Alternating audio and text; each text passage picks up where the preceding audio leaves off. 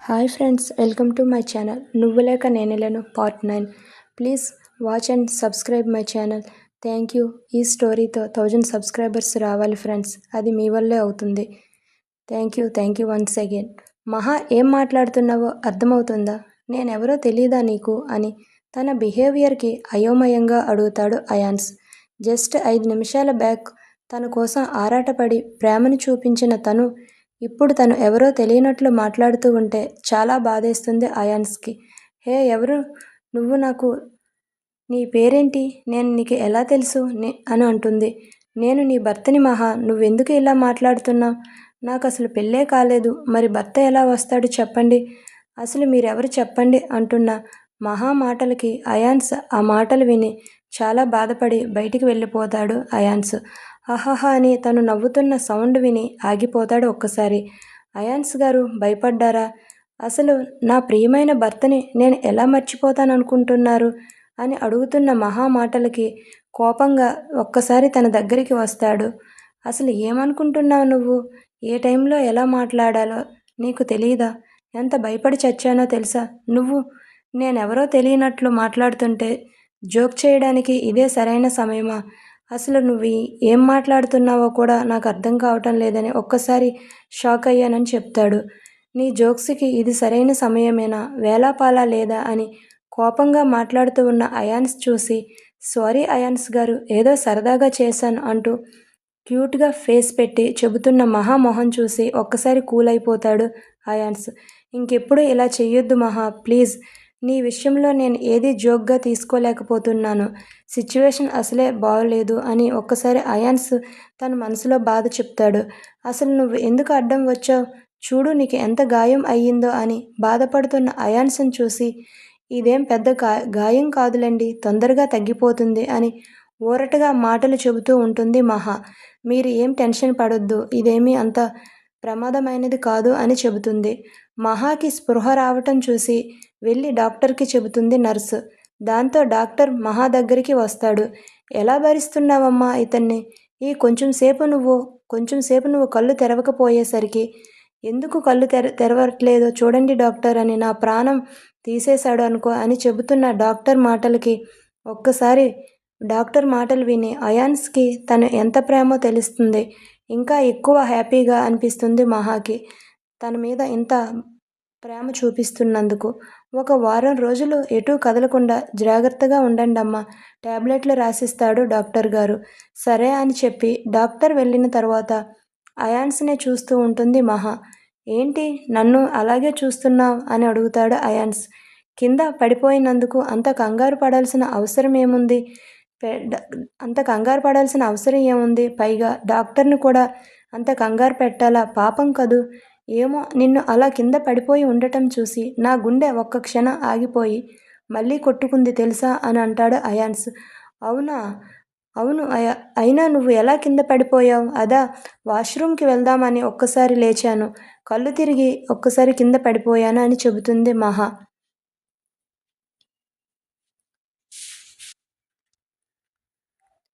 సరేలే, ఇంకెప్పుడు ఇలా చేయొద్దు. నీకు ఏ అవసరమైనా నన్ను పిలు. 24 అవర్స్ నీకు అందుబాటులో ఉంటాను, సరేనా? ఓకే. కానీ ఏంటి? వాష్రూమ్కి నువ్వు వస్తే ఏం బాగుంటుంది చెప్పు అని ఒక్కసారి అడుగుతుంది మహా. ఏంటి, వాష్రూమ్కి పిలిస్తే తప్పేముంది? అందుకే నేను ఆంటీని పిలుస్తానని చెప్పాను. ఏం అవసరం లేదు. నా దగ్గర నీకెందుకు సిగ్గు మహా? నువ్వంటే నేనంటే నువ్వు. అలాంటప్పుడు మరి మన మధ్య ఈ మొహమాట ఎందుకు చెప్పు అని అంటుంది మహాతో అయాన్స్ అంటాడు.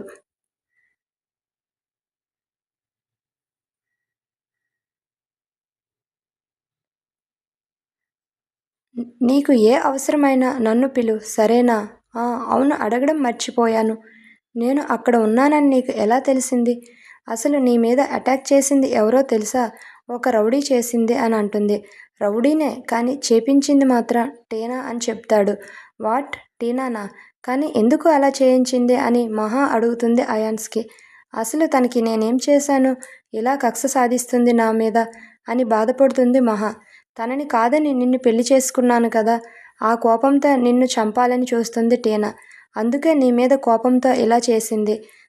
కానీ తనని నేను వదిలిపెట్టను. తనకి నరకం అంటే ఏంటో చూపిస్తాను అని మహాని మహాని ఓదారుస్తాడు అయాన్స్ హాస్పిటల్ దగ్గర. ఒక వారం రోజుల తర్వాత మహాని డిశ్చార్జ్ చేస్తారు. మహా చిన్నగా కారు దగ్గరికి నడుస్తూ ఉంటే, మహా నీకు ఎన్నిసార్లు చెప్పాలి నువ్వు నడవొద్దని? అయాన్స్ గారు నాకేమైంది? ఇప్పుడు బాగానే ఉన్నాను కదా, మీరు ఎందుకు అంతలా వర్రీ అవుతున్నారు అని అడుగుతుంది. ఏం బాగుంది చూడు, ఎలా నడుస్తున్నావో నువ్వు. అంత కష్టపడుతూ నడవలసిన అవసరం ఏంటి నీకు? నేను ఉన్నాను కదా అంటూ తనని ఒక్కసారిగా ఎత్తుకుంటాడు. అయ్యో అయాన్స్ గారు దించండి దించండి, మీరేం చేస్తున్నారు అని అంటుంది.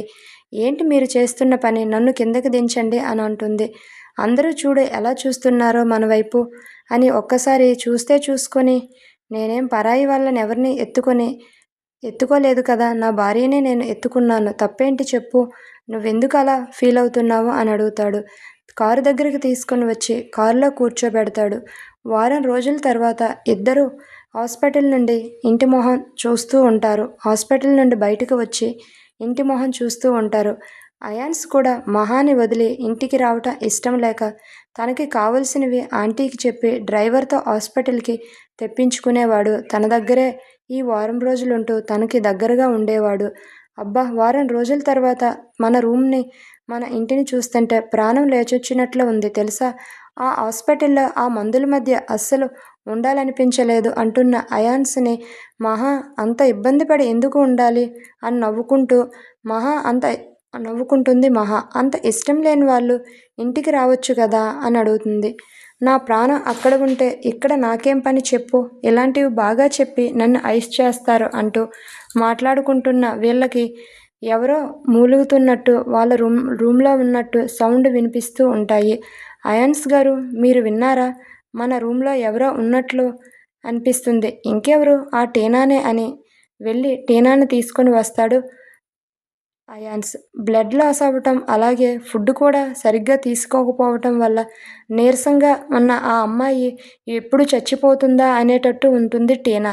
అలా చూసి మహాకి జాలేస్తుంది. అయ్యో అయాన్స్ గారు మీరేం చేశారు అసలు? ఏమైంది తనకి? ఎందుకు అలా ఉంది అని అడుగుతుంది. నీకు ద్రోహం చేయబోయినందుకు తనకి ఇలాంటి గతి పట్టింది. ప్లీజ్ అయాన్స్ గారు తన్ని వదిలేయండి అని అడుగుతుంది. టీనా కూడా నన్ను వదిలేయ్, నీకు దండం పెడతాను, ఈ నరకం నేను తట్టుకోలేకపోతున్నాను, నువ్వు చెప్పినట్లే వదిలేస్తాను, కానీ బయట కాదు, పోలీస్ స్టేషన్లో అని చెప్తాడు అయాన్స్. నీలాంటి మనుషులను చంపాలి అనుకునే నరరూప రాక్షసులకి సరైన శిక్ష పడాలి అక్కడే అని అంటాడు అయాన్స్. వద్దు అయాన్స్ ప్లీజ్ నన్ను వదిలే, ఇంకెప్పుడు మీ జోలికి రాను అని అంటుంది టీనా. పాపం అయాన్స్ వదిలే, తనని ఇంకెప్పుడు మన జోలికి రాను అంటుంది కదా. తను ప్రాధేయపడ్డం చూసి అయాన్స్కి జాలి వెయ్యదు. మహాకి మాత్రం కొంచెం జాలి చూపించాల్సిన అవసరం లేదు. తన మీద తనని ఏం చేయాలో నాకు తెలుసు. వద్దు అయాన్స్, తనని అలాగే వదిలే, లేకపోతే తనతో పాటు మనం కూడా తనతో పాటు అత్తయ్య కూడా ప్రాబ్లమ్స్లో పడుతుంది. నాకు ఆ విషయం తెలుసు మహా. మా అమ్మకి కూడా ఇందులో ఎంతో కొంత పాత్ర ఉండుంటుంది. ఇందులో బాగా ఉంటుంది తినతో పాటు. తప్పు చేసినప్పుడు తల్లైనా ఇంకొకరైనా శిక్ష పడాలి కదా. ప్లీజ్ అయాన్స్ గారు మీరేమీ మాట్లాడొద్దు. ఇప్పుడు అత్తయ్యకి చాలా కోపం ఉంది నా మీద. నువ్వు ఇంకా ఇలా చేస్తే ఆ కోపం ఇంకా ఎక్కువ అవుతుంది. ఈ విషయాన్ని ఇక్కడితో వదిలేయండి అని మహా అయాన్స్తో చెబుతుంది. ఎందుకు? అయినా అత్తయ్య జైలుకి వెళ్తే పోయేది మన పరువే కదా. సమాజంలో ఉన్న నీకున్న మంచి పేరు, గుర్తింపు కూడా పోతుంది. ప్లీజ్ ఆ డెసిషన్ మాత్రం తీసుకోవద్దు అని చెప్తుంది. అది ఒకే పేరు, గుర్తింపు దెబ్బతింటుంది. ఎందుకు చెప్పు? ప్లీజ్ నా కోసం ఈ ఒక్కసారి క్షమించు వాళ్ళని అని మహా రిక్వెస్ట్ చేయడంతో అయాన్స్కి ఇష్టం లేకపోయినా మహా అడిగిందని తనని పోలీసులకు పట్టించకుండా వదిలేస్తాడు. ఇంకెప్పుడు తన మొహం ఆ ఇంటి దరిదాపుల్లో కనిపించినా అస్సలు వదలను అని వార్నింగ్ ఇచ్చి ఆ ఇంట్లో నుండి గెంటేస్తాడు టీనాని. బ్రతుకు జీవుడా అనుకుంటూ ఆ ఇల్లే కాదు, దేశం కూడా వదిలి యుఎస్ వెళ్ళిపోతుంది టీనా.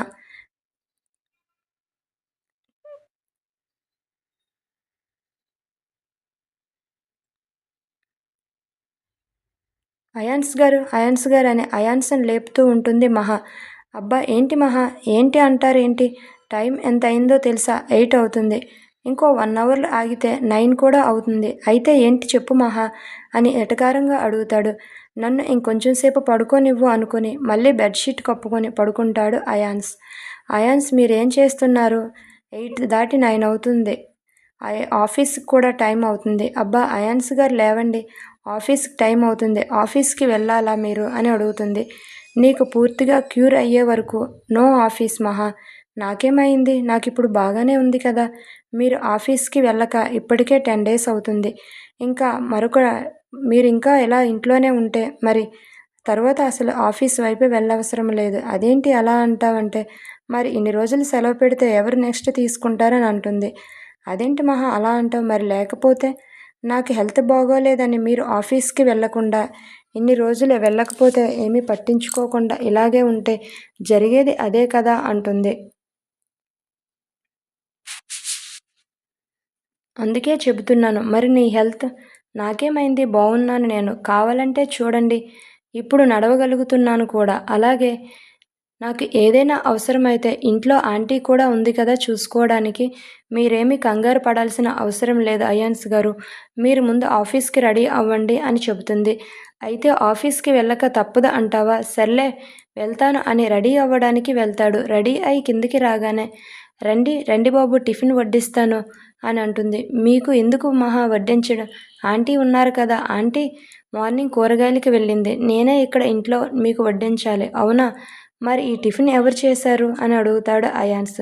నేనే. నువ్వా? మరి నీకు ఏమీ వర్క్ చేయొద్దని చెప్పాను కదా. ఎందుకు ఇంత బర్డెన్ తీసుకొని వర్క్ చేస్తున్నావు? నిన్ను రూమ్లో నుండి కనీసం అడుగు పెట్టొద్దని చెప్పాను కదా. నువ్వు నా మాట లెక్క చేయటం లేదు అని కోపంగా అంటాడు. అసలు ఎందుకు వచ్చావు నువ్వు? అసలు నీకు నా మాట అంటే లెక్కే లేదు. అబ్బా అయాన్స్ గారు, ఎందుకు అంత కోపంగా? ఏమైంది ఇప్పుడు? మీరు అంతలా కోపంగా అడుగుతున్నారు. జస్ట్ మీకోసం ఒక టిఫిన్ మాత్రమే చేశాను అంతే కదా. దానికే ఇంత హడావిడి చేసి కోప్పడాలా నన్ను? మిగతా పనులన్నీ ఆంటీ గారు చేసుకుంటారు కదా, ఈ పని కూడా నేనేం చేయలేనా అని అంటుంది. ఆ రూమ్లో పడుకొని బోర్ కొడుతుంది నాకు. అందుకే వంట చేశాను. మీరు కూడా నా చేతి వంట తిని చాలా రోజులు అవుతుంది కదా అని ఎంతో ప్రేమతో చేస్తే తిడతారా? నేను మీతో మాట్లాడను పొండి అని అలిగి వెళ్ళి సోఫాలో బొంగమూతి పెట్టి కూర్చుంటుంది. అది చూసిన అయాన్స్, అయ్యో మహా సారీ, నీకు హెల్త్ బాగోలేదు కదా అని టెన్షన్లో అలా కోప్పడ్డాను. అంతేగాని నీ మీద కోపంతో కాదు అని అంటాడు. కానీ నేను అలిగానంటూ అటువైపు తిరుగుతుంది.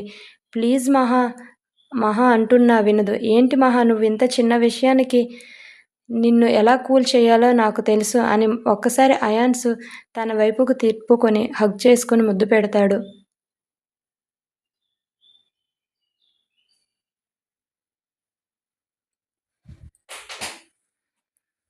అయాన్స్, అయ్యో ఏంటి అయాన్స్ గారు మీరు చేసిన పని? మనం హాల్లో ఉన్నామనే విషయం గుర్తుందా? ఆ విషయం మర్చిపోయారా మీరు?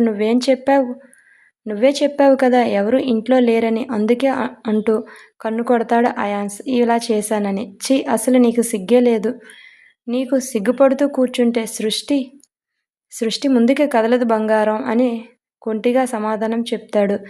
అయినా మన మధ్య గ్యాప్ వచ్చి చాలా రోజులవుతుంది తెలుసా అంటూ మహాని ప్రేమగా దగ్గరకు తీసుకుంటూ ముద్దు పెడతాడు. చాలా రోజుల తర్వాత వాళ్ళిద్దరూ అలా హ్యాపీగా ఉండటం చూసి అయాన్స్ స్పర్శకి తనని తాను మర్చిపోయి అయాన్స్ చూపే ప్రేమకి లొంగిపోతూ ఉంటుంది మహా. ఒక్కసారి డాక్టర్ చెప్పిన మాటలు గుర్తొస్తాయి. తన నెచ్చెలిన కౌగిలిలో బంధిస్తూ మహా అణువణువున ముద్దడుతూ సంకలు ఊరిస్తున్న తమకంగా బయట చేస్తాడు. ఆ నొప్పికి అప్పటి వరకు మరో లోకంలో ఉన్న మహా బాహ్య ప్రపంచంలోకి వస్తుంది. అప్పుడు గుర్తొస్తాయి డాక్టర్ గారు అన్న మాటలు. మీరు ప్రెగ్నెంట్ అని, కొన్ని రోజులు దూరంగా ఉండాలనే విషయం, మహాకి డాక్టర్ చెప్పిన విషయాలు గుర్తు తెచ్చుకొని తనకి గాయం అయినందువల్ల కొన్ని రోజులు సంసార జీవితానికి దూరంగా ఉండమని చెప్పిన మాటలు గుర్తు వచ్చి అయాన్స్ని ఒక్కసారి దూరంగా నెడుతుంది మహా. అబ్బా ఏంటి రాక్షసిలా బిహేవ్ చేస్తున్నా? ఎందుకు ఇంతలా మార్పు వచ్చింది నీలో అని అంటాడు. నేను రాక్షసినా నీకు? చెప్పు. రాక్షసివే నువ్వు, కానీ నా పాలిట నువ్వు అందాల రాక్షసివే అని అంటాడు. అంటున్న అయాన్స్ మాటకి బొంగుమూతి పెడుతుంది. రాక్షసివే కానీ అందాల రాక్షసివి అని ఒక్కసారి తనని తన మాటలతో ఐస్ చేస్తాడు అయాన్స్. మరోసారి తన పెదవులు అందుకొని డీప్గా కిస్ చేస్తాడు. అయాన్స్ అసలు నిన్ను అని కొట్టడానికి వస్తున్న తనని తప్పించుకొని పరిగెత్తుకుంటూ అదే రూమ్లో అటూ ఇటూ తిరుగుతూ ఉంటారు. కొంచెం సేపటి తర్వాత ఇంకా పరిగెత్తలేక ఒక చోట ఆగిపోతాడు. అలా అతను సడన్గా ఆగటంతో స్పీడ్గా వస్తున్న మహా అయాన్స్ను గుద్దుకొని ఇద్దరు ఒకరి మీద ఒకరు పడతారు. దొరికిందే ఛాన్స్ అనుకుని అయాన్స్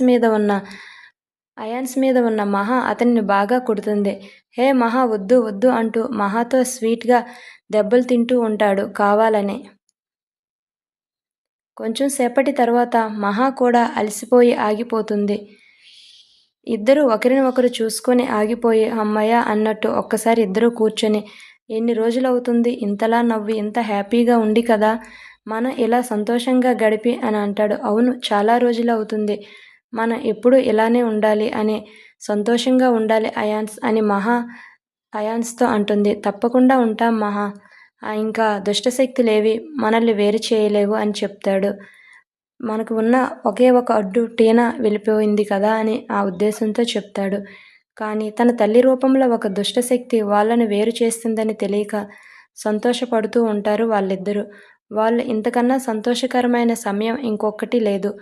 అయినా అయాన్స్ గారు నేను ప్రెగ్నెంట్ అనే విషయం చెబితే ఇంకా హ్యాపీగా ఫీల్ అవుతాడు. ఇదే సరైన సమయం అనుకొని ఆ విషయం అయాన్స్ గారికి చెప్పాలనుకుంటుంది మహా. అయాన్స్ గారు, మీతో ఒక విషయం చెప్పాలి నేను. ఏంటి మహా, ఏంటి చెప్పు తొందరగా అంటాడు. అది ఏంటి నేను అని మహా చెబుతూ ఉంటే అయాన్స్కి కాల్ వస్తుంది. అయాన్స్ కాల్ లిఫ్ట్ చేసి మాట్లాడి కంగారుగా వెళ్ళబోయి మహాని చూసి, ఆఫీస్లో ఏదో క్లయింట్తో అర్జెంట్ మీటింగ్ ఉంది మహా, అందుకే నేను ఇప్పుడు అర్జెంటుగా వెళ్ళాలి అని తను చెప్పబోయే విషయం ఏంటని కూడా అడగకుండా వెళ్ళిపోతాడు అయాన్స్. అది సాయంత్రం చెప్పు సరేనా అని అడుగుతుంది. సరే అయాన్స్ గారు, కానీ సాయంత్రం మీరు తొందరగా రండే అని ఒక్కసారి రిక్వెస్ట్గా అడుగుతుంది. మనం బయటికి వెళ్ళాలి. ఓకే అని అక్కడ నుంచి వెళ్తాడు అయాన్స్. తను సాయంత్రం వస్తున్నాడని అప్పుడు ఎలాగైనా చెప్పాలనుకుంటుంది మహా. ఎప్పుడు వచ్చిందో ఏమో కానీ ఇదంతా చూస్తూనే అప్పటి వరకు వీళ్ళ రొమాన్స్నే చూస్తూ ఉన్న అయాన్స్ మదర్కి అదంతా నచ్చదు. నా కొడుకుని బుట్టలో వేసుకొని మమ్మల్ని దూరంగా ఉంచి నువ్వు ఎంత సంతోషంగా ఉన్నావా అని ఏమి ఒయిలిపోతుందో చూడు ఇది అనుకుంటూ 4 రోజుల నుండి టీనా దగ్గర నుండి అసలు ఒక్క కాల్ కానీ మెసేజ్ కానీ రాకపోవటంతో ఏం జరిగిందో చూద్దామని వస్తుంది అయాన్స్ మదర్. ఆవిడ కానీ వీళ్ళిద్దరూ ఇంత హ్యాపీగా ఉండటం చూసి తట్టుకోలేకపోతుంది.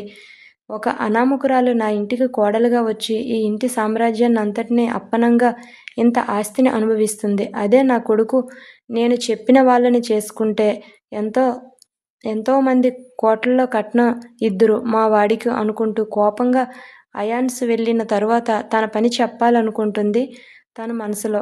అక్కడే వాళ్ళకి కనబడకుండా దాక్కుని ఒక సైడుకి వెళ్ళి ఉంటుంది ఆవిడ. అది గమనించిన అయాన్స్ ఆఫీస్కి వెళ్ళిపోతాడు. మహా కూడా చూడదు. మహా సాయంత్రం అయాన్స్తో బయటికి వెళ్ళడానికి ఒక మంచి డ్రెస్ సెలెక్ట్ చేసుకోవాలి అనుకుంటూ వాళ్ళ వార్డ్రోబ్ తీస్తుంది. 10 రోజుల నుండి అసలు తాను పట్టించుకోకపోవటంతో హాస్పిటల్లో ఉండటం వల్ల బట్టలన్నీ కుప్పలుగా వచ్చి తన కాళ్ళ దగ్గర పడతాయి. 10 రోజులు పట్టించుకోకపోవటంతో ఈ రూమ్ ఏంటి ఇంత చెత్తగా ఉంది అనుకుంటూ వార్డ్రోబ్లోని బట్టలన్నీ ఇలా ఉన్నాయి ఏంటి అనుకుంటూ బట్టలన్నీ సర్దుతూ ఉంటుంది. అన్నీ కింద వేస్తుంది. అలా ఆ బట్టలని సర్ది అయాన్స్ వార్డ్రోబ్ కూడా ఓపెన్ చేస్తుంది. అక్కడ బట్టలన్నీ సర్దుతూ ఉండగా ఒక ఫైల్ కింద పడిపోతుంది. అది ఏంటా కింద పడిందని ఆ ఫైల్ ఓపెన్ చేస్తే అది వాళ్ళ మ్యారేజ్ అగ్రిమెంట్ పేపర్. ఎప్పుడో తన అగ్రిమెంట్ సైన్ చేసిన పేపర్ అనే విషయం గుర్తొచ్చి ఒక్కసారి ఓపెన్ చేసి అగ్రిమెంట్ పేపర్ అని తెలుసుకోవటానికి తనకి ఎక్కువ టైం కూడా పట్టదు. మహా వాటిని చూసి నాకు అయాన్స్కి రియల్గా మ్యారేజ్ అయ్యింది, ఇంకా ఇప్పుడు వీటితో పనేంటి అని అయాన్స్కి చెప్పి వీటిని క్యాన్సిల్ చేయించాలనుకుంటూ వాటిని పక్కన పెడుతుంది మహా ఆ పేపర్ని. కింద ఎవరివో మాటలు వినిపిస్తూ ఉంటాయి. ఎవరా అని కిందకి వెళుతుంది ఒక్కసారి మహా. అక్కడ ఆ ఫైల్ కూడా పక్కనే ఉంచి తర్వాత ఏం జరుగుతుందో చూద్దాం friends. Thank you. Try to improve. ఇంకొంచెం బాగా చదువుతాను, ఓపిక్గా వినండి. Thank you. Please share and subscribe my channel. Thank you friends.